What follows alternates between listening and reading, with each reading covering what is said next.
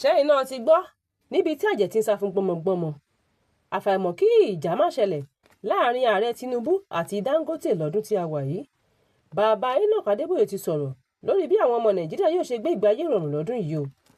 Àwọn aráàlú ti ń kọminú lórí bí iléeṣẹ́ àti ilé ìtajà ṣe ń jóná lẹ́nu ọjọ́ mẹ́ta yìí. Ìṣọwọ́ báwọn agbésùmọ̀mí ṣe ń ṣọṣẹ́ lórílẹ̀‐èdè yóò dára tó o. Ọba Simon Ibiyinka Ọlánípẹ̀kun ti ìpínlẹ̀ Kwara ni àwọn agbésùmọ̀mí tún jí gbé o ní ààfin Ìlèrè ní ìjọba ìbílẹ̀ Ìfẹ́lódùn.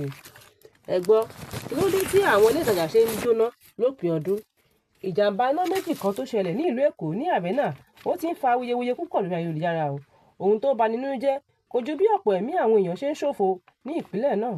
Nínú ìwádìí ṣàfihàn pé apá kan ọjà náà ló jóná o tí ṣọ́ọ̀bù bíi 10 sì jóná mọ́ ráúráú. Síwájú sí i, àjọ LSFMS tó ń rí sí ìdóòlà ẹ̀mí ìṣẹ̀lẹ̀ pàjáwìrì wọ́n ṣàfihàn pé ní déédéé aago 6 kù díẹ̀ ni ìjàmbá náà wáyé o. Àfi kélédùn ó máa ṣọ́ wa o. ṣẹ́yìn náà ti gbọ́ pé àwọn ajínigbé tuntun lọ jí ọba mìíràn gbé lọ ní ìpínlẹ̀ Kwara o. Lánàá òde yìí tí í ṣe àìsùn ọdún ọjọ́ 21 ni ìkọlù náà wáyé o. Ọ̀kan lára àwọn aráàlú ẹni tí orúkọ rẹ̀ ń jẹ́ Jimoh òun ló tan ìmọ́lẹ̀ sí ọ̀rọ̀ náà o. Ó ní déédéé aago 6 alẹ́ ni ìṣẹ̀lẹ̀ náà wáyé o. Ó tẹ̀síwájú pé ọba Simon Ibiyinka Ọlánípẹ̀kun àti ọmọkùnrin rẹ̀ tí wọ́n sì yìnbọn fún olórí ọba pẹ̀lú. Ó ní ọ̀rọ̀ náà ti di bó lọ ìyá mi o nígbà tí gbogbo àwọn jàǹdùkú náà ṣínà ìbọn bolẹ̀ tó ní kálukú sì mórí wọgbó lọ lẹ́yìn tí ọ̀pọ̀lọpọ̀ àwọn aráàlú lọ sùn sínú igbó mọ́júmọ́ pẹ̀lú inú fu àyàfu.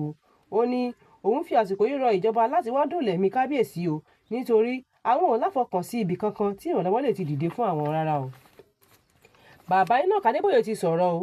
Ìdojúkọ tí àwọn ọmọ Nàìjíríà dojúkọ lọ́dún 2025 tá a là kọjá yìí ti mú kí àwọn ìránṣẹ́ Ọlọ́run kó máa sọ̀rọ̀ ìfinilọ́kànbalẹ̀ lórí ìṣèjọba Tinubu ní ọdún 2026 tí a wà yìí.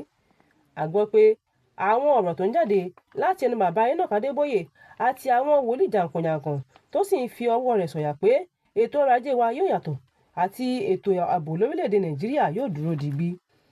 Ẹ gbọ́ kí ló fẹ́ bí ìjà láàrin Tinubu àti Aliko Dangote o.